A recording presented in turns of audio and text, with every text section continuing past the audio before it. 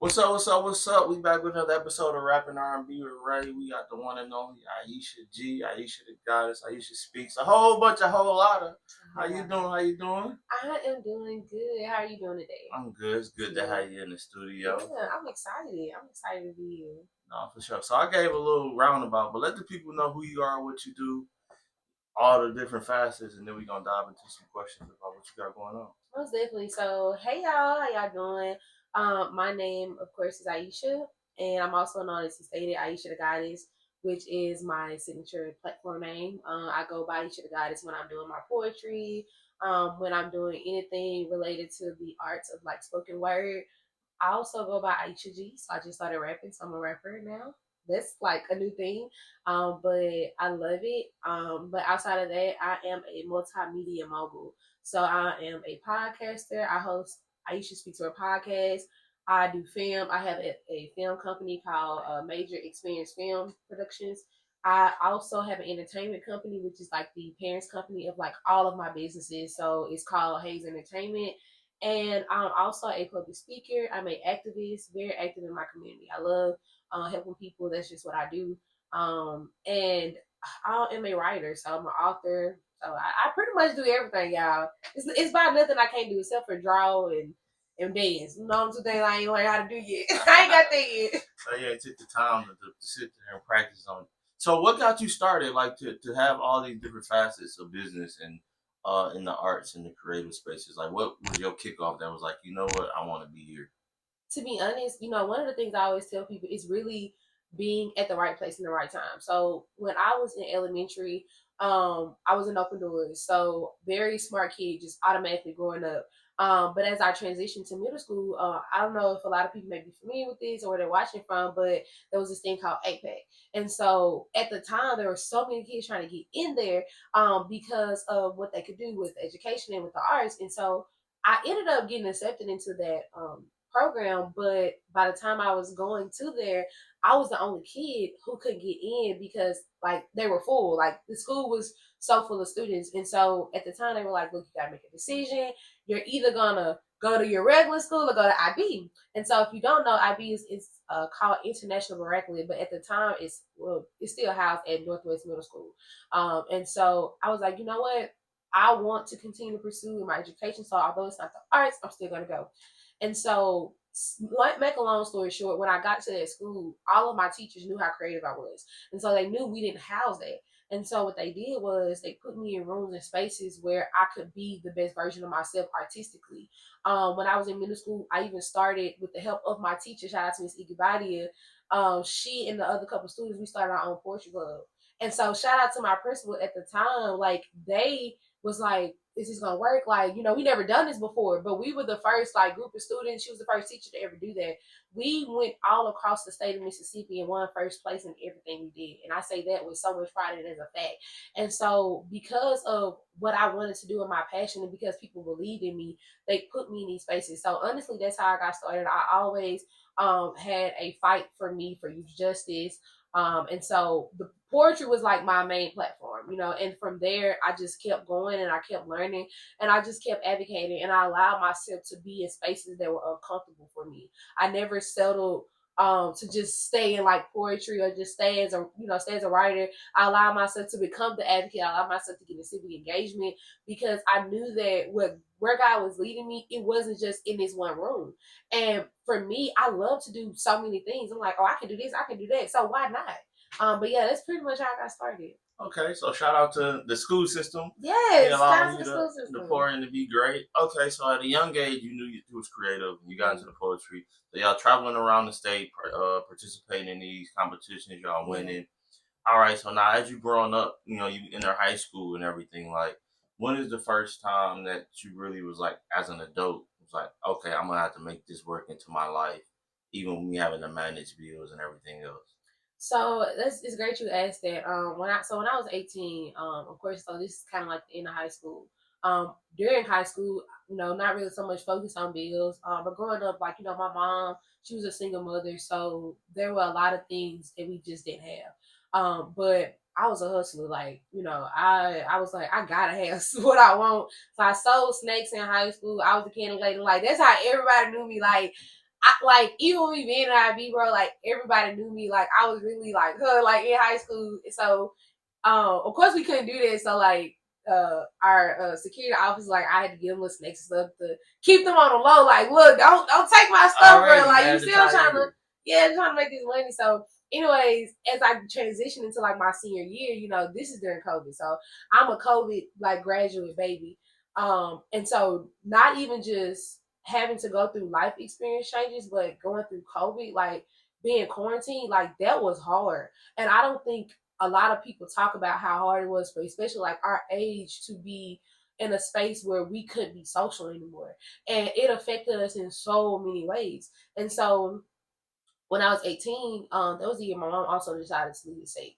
So I'm getting ready to graduate high school, you know, going to college. Really didn't even know where I was going to go because the shift of COVID has changed so much. And so at the time, me and my sister, long story short, was basically like homeless. She was staying actually in my aunt. I was supposed to be staying with a friend, but shit just wasn't working out. Well, things weren't working out. Sorry, y'all, but things weren't working out. But we ended up both staying with my aunt, but it just that wasn't working out. You know, because you get to a point where people like, I don't know if I can deal with this. I didn't sign up for this. And so I wasn't mad because she didn't sign up for that. She didn't sign up for two people being in her household. Like she's a person who's used to being by herself. This is something she's never experienced. So here I am at 18. I never paid bills before, like real bills. I'm just paying my phone bill and car insurance. Like I don't know how to navigate life. And so knowing that I'm trying to navigate life, but I still got dreams, I'm at the point in my life, like, how do I still dream big but live in a small world? Because everything around me was telling me I had to choose. I either choose that I want to be great or I choose that I want to live a life where I'm just paying bills and making ends meet. But I knew that I never wanted to do that. And so for me, navigating that was just like, if people won't make space for me to be comfortable, and that was my leaving situation, that was me trying to just survive, I'll do it myself. And so eventually, I just really pray. Like I'm a very spiritual woman. And so I just went to God and I'm like, God, I need you. Like I don't know what else to do. I don't feel like I have anybody, family, they're not pouring into me. Friends, I don't know where they at, you know, really just to help me. And honestly, another thing I always talk about is, and I don't say that phrase to mean like, oh, I didn't have friends there. My friends were very supportive. But the ways I needed people to show up, they couldn't. And that's not a bad thing. Like sometimes, you know, people can't show up for you the way you need them to. So when I got to that point in my life, being 18, trying to live and survive, I just had to make really tough decisions. I ended up having to drop out of school. I just was working full time, working 2 or 3 jobs, but I never gave up on myself. I think my first year in college, actually, that's when I started my podcast. That year before I graduated high school, my coach's daughter, Coach Ross, her daughter ended committed. She completed suicide. She completed. Thank you. She completed suicide. And so that changed my life forever. Again, I'm already an activist. I already, you know, helping young people, working with young people. And I was like, what I'm doing is not enough. You know, even though I'm still going through the things I'm going through in my life, I'm like, I'm not doing enough, not just for myself, but for young people. So I started my podcast, and as I'm still going through life, I'm trying to figure out how can I do what I want to do and still, you know, be this person who's trying to figure out life. And so for me, like really what I did was just gain a support system. I always tell people like when you're out here in this world, you have to know how to network. You have to know how to communicate with people. And I've always been a great communicator. I've never been afraid to ask for help when it came to something that I wanted to do. And so that's what I did. I found the people I needed. I opened my mouth. I said I wanted to do something, and people were like, okay, let me give you the tools to do that. And if they couldn't do it for me, they would find me the people who could. And so for me, it's just really about not being afraid to be in that room and open that door. Because sometimes they nobody gonna let you in. You gotta go open it for yourself. Sometimes you might gotta knock. You might not have access. So I was never afraid to say, hey, can I come in? Mm-hmm. Like, is there space for me in here too? Because if there is, I want to learn. And I'm okay with being the person who don't know nothing. And I'm okay with being a student first. Because as I'm a student, one day I'll be the teacher. So that was just always my viewpoint. All right. You said some bars in there. Okay, so you said one thing you said was people not always gonna be able to, they can be there for you, but they might not be able to provide the support that you need. I feel like a lot of people miss that concept when it comes to like my friends not doing X, Y, and Z for me, and my mom, my aunt. like that might not be their role in life, you know. And Yeah. sometimes you got to be able to be open to understanding that. So Facts. still like, okay, mom's like, you can't support me in this way because that's not who you are, but you can support me in these other ways and facets. So Facts. that was one thing you said that was dope. Most definitely. We share a similarity with being young and somebody around us committing suicide, and that Yeah. kind of creating an additional passion to us wanting to do more. So Yeah. that was another point that I was like, cool. But I want to go all the way back. You Mhm. said when you were 18 or your senior year of high school, you ended up being homeless with your sister or jumping through houses with your sister. How did being a creative help you kind of matriculate through with your emotions and stuff during that time? Man, I'm not gonna lie, like I thank God, like, and I thinking about that, it does make me emotional because if I believe if I wasn't creative, I don't know how I would have got through that. Being a creative allowed me to use my struggle as art. When I didn't have the words to describe how I was feeling, I would write a poem. If I didn't have the words to tell somebody I'm hurting, I would record a video and post it, on YouTube or post it on social media. Because I wasn't afraid to do that. Sometimes it was harder to go to somebody and say, I'm sad because my mom is here, or I don't know how to navigate these feelings of not having family to call on, or I don't know how to navigate the feelings of feeling like my friends should be here and I know they can't because I'm young. I'm still learning what it is like to even have a friend in my life and what is their place in my life. So art really allowed me to be in a space where I didn't have to force people to be where they couldn't be because I still had something that made me whole in a way. It didn't fix my problems, but it filled a void. That didn't require somebody else to feel like that was their job to do because it wasn't. It was my job to really find my way out of that situation. And so for me to be an artist, man, I always tell people when you go through things, and for me, as I grew and matured, my pain was beautiful, and I didn't understand it then because I was in it, but now it's like, if I never went through that, I would never have a story to tell. If I didn't go through that, what would my films be about? Like, they wouldn't feel real. And even when I did like my short film on domestic violence, and I'm a big advocate for that because I was in a domestic violence relationship, I wouldn't be able to tell the stories how I'm able to tell them. I wouldn't be able to aid to young women. How I'm supposed to, like, I know after everything I've been through, people like, how can you help me? But because I've been through it, I know how to navigate those situations. In my art, like I said, I can create based off real experiences, and people feel that even in my music. Like, my song "Passion and Pain." Shout out to all the people who have been supporting me with that single.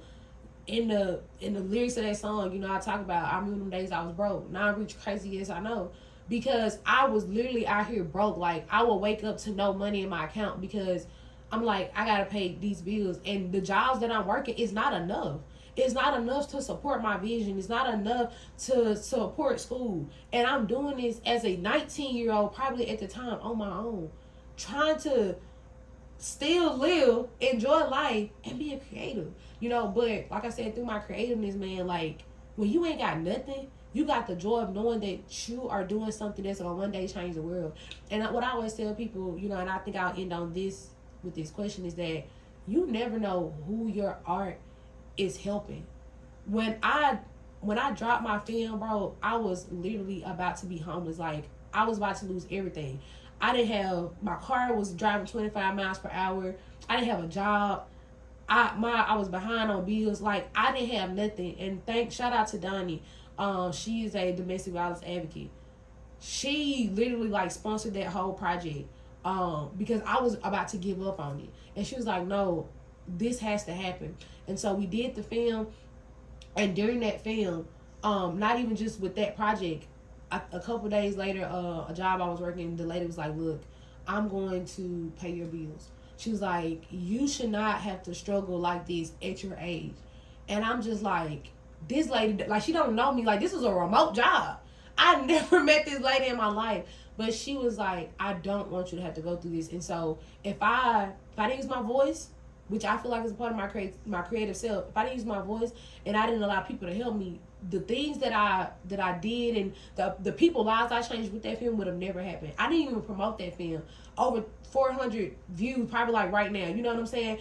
And I say that to say is because people needed to hear that story. They needed to hear those testimonies because a lot of people, they don't know that they can get out of those situations. They don't know that I deserve better. And even to the abusers, they don't know that I need some damn help. You know, just being real. Like, they don't know I need that. So when you don't use your gift, you are stopping yourself from being an advocate to help somebody. My gift is not just for me. No, this is for my community. This is for me to help people. That's why I talk about what I talk about. That's why I do what I do. You know, so yeah. Okay. I feel like one of the strengths that you have is your ability to be transparent.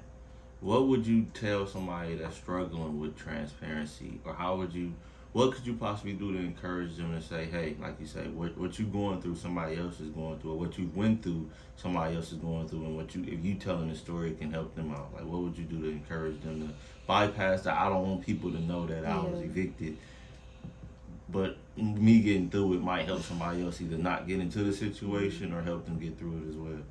I think that, you know, in this world that we live in, you know, social media is like the highlight of our lives, and everybody wants to paint a picture that looks good. I think people have to be okay with uncovering things that are unapologetically not normal. And I say that because when you are talking about transparency, you are talking about letting people in.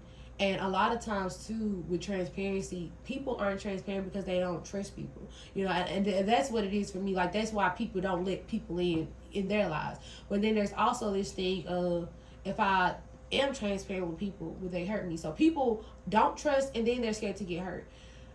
For me, how I would encourage people to just be transparent is to know that, and I think this is just overall in general too.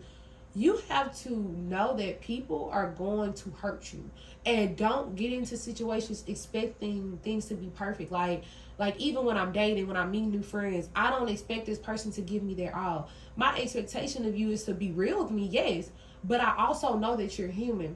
And I think that when it comes to being transparent about ourselves, we forget that we're human. We try so much to be perfect, and we forget that we're only here to experience. And I think that it does take people understanding their trauma, understanding, you know, just basic accountability for things that they've done, because transparency also deals with accountability.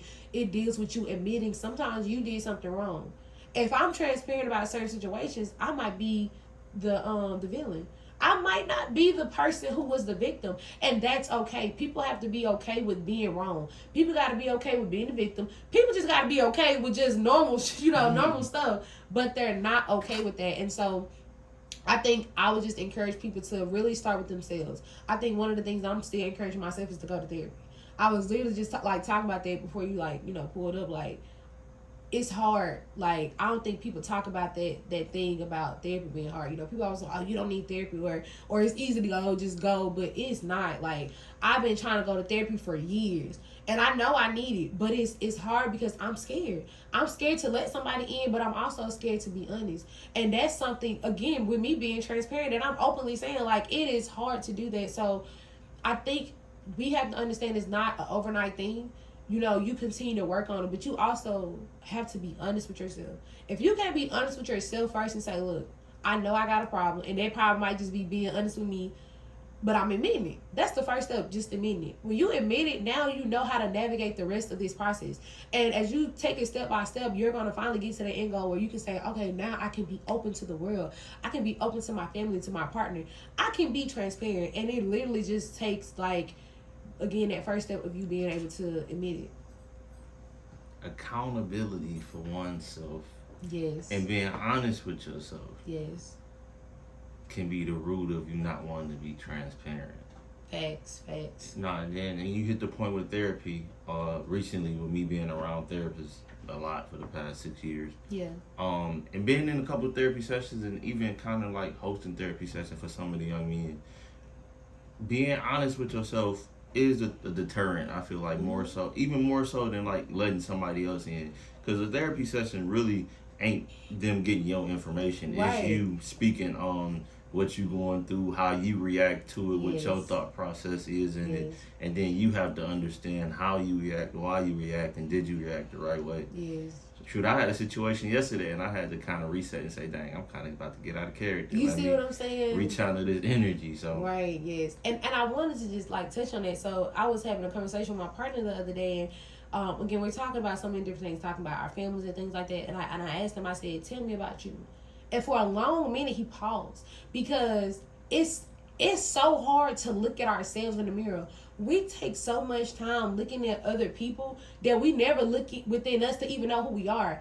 And I was like, you see how hard it is for you to tell me about you? And I know it's the same way with me because I spend so much time looking in the mirror in the reflection of somebody else. I don't even know who I am. And so that's why that accountability piece and that being transparent with yourself is so important.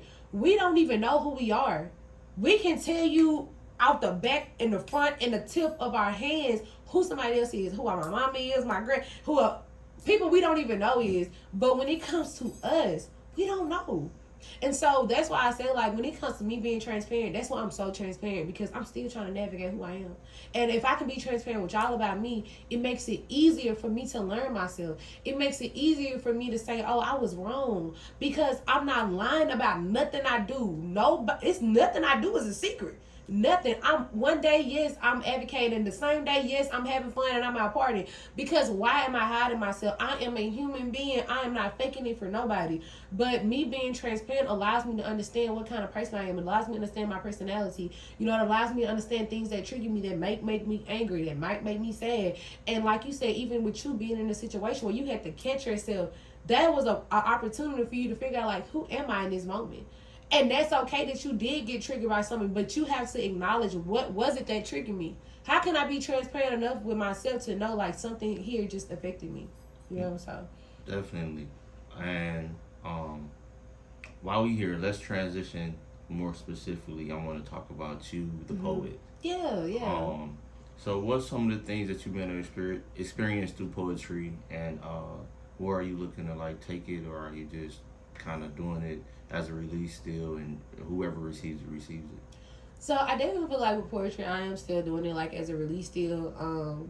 But I love my poetry. I think with poetry also, as we're talking about transitioning, I have transitioned to music. One of my relationships that I was in previously, because a lot of my poems, you know, are about pain. Like everything I write about is about me being hurt.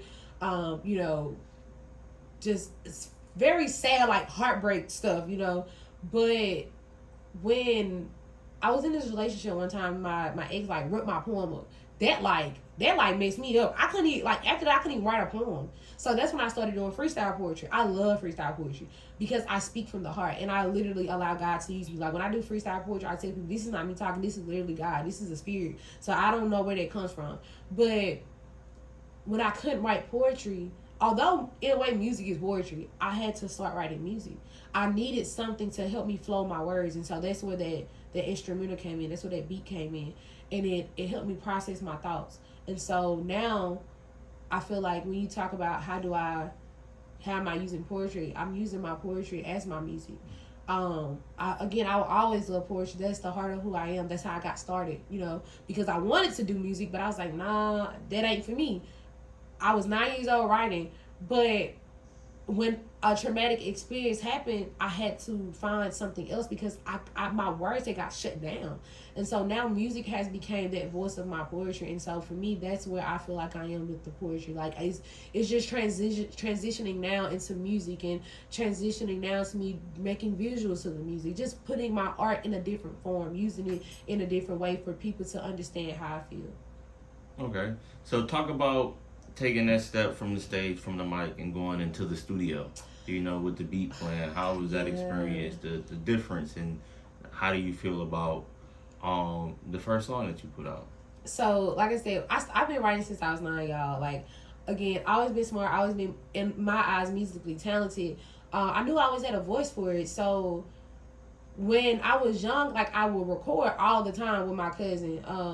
But again, like I just stopped because I was just like, this ain't for me, and then I just stopped doing it. But when I transitioned to like actually taking it serious, definitely it felt like it was something new again. So I was like, ooh, I'm nervous. Like I'm not gonna lie, I was nervous. I was scared because I'm like, what if they don't listen to my song? Like they might not like it. So I had to get out of that mindset and remember, like, when you first started doing music, when you first started writing, you didn't care about what people thought. Like, you're doing this for yourself. This is how you heal. This is how you cope with, the world and the things that you're going through. And when I got into that studio, man, it did.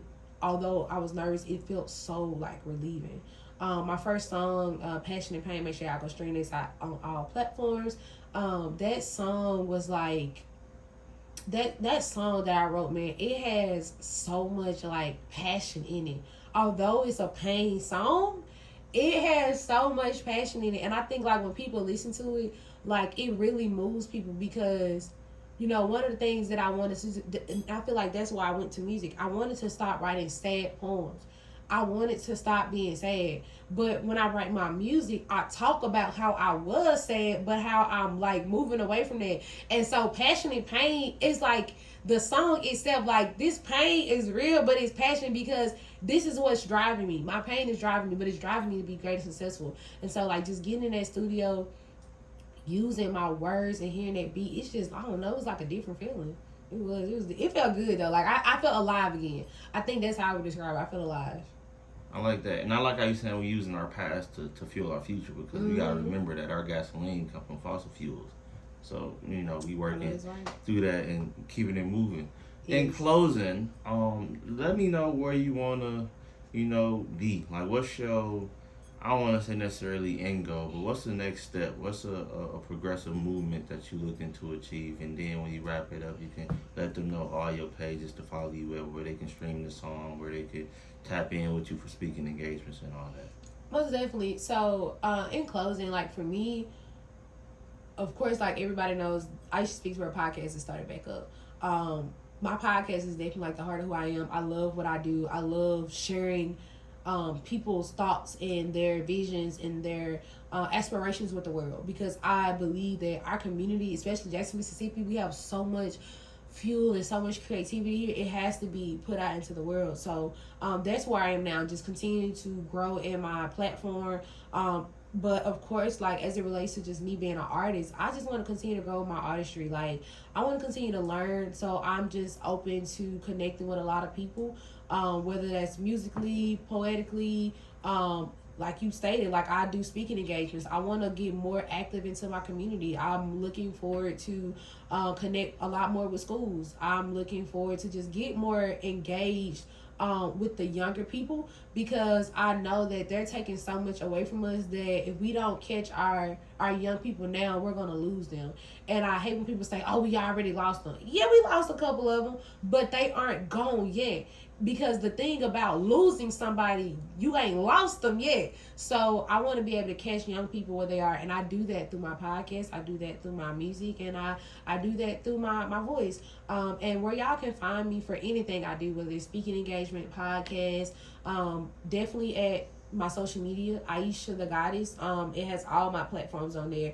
Also on my page, there is my business number. So, I always tell people I am a resource. And outside of my artistry, I am an advocate. I'm an activist. I'm an influencer. So all those things to say that I am a person y'all can talk to. So my number is in there. So you can text me, you can call me. If I can't be a resource for you, whether you need mental health, some other kind of resources, whether that's related to your sexual health, like I'm here for that. And so please feel free to DM me, call me again, text me. All that information is there. And like I said again, it is at Iesha the Goddess. That is where all my pages are platformed. So yeah.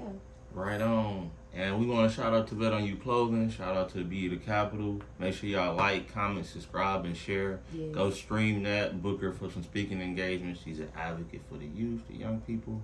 And obviously she got some knowledge of what she talked about. Y'all just heard her speak. And just like that, we out. We out.